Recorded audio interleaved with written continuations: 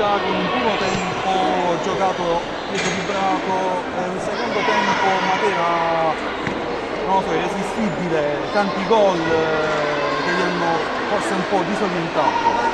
Sì, abbiamo provato, dopo aver giocato anche ieri sera a Salerno, a difendere il meglio possibile, dare tutte le energie nel primo tempo.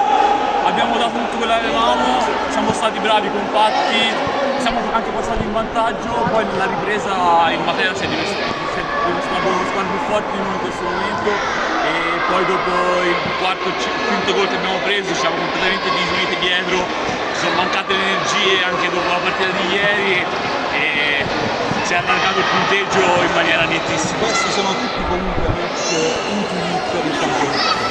Quest'anno comunque la vostra capacità, così come anche quella dell'avversario. Sì, infatti noi non abbiamo fatto nessuna amichevole per il campionato, sicché questo lo stiamo prendendo come prove, come sperimentazioni, anche la difesa a zona era tanto che non volevamo e è funzionata all'inizio, poi piano piano ci siamo disuniti, ci sono mancate energie, non abbiamo ancora la preparazione atletica per fare 50 minuti, poi tra l'altro abbiamo giocato anche ieri, sicché la cosa si è intensificata ancora di più e nel finale della partita si è visto completamente, abbiamo stramollato.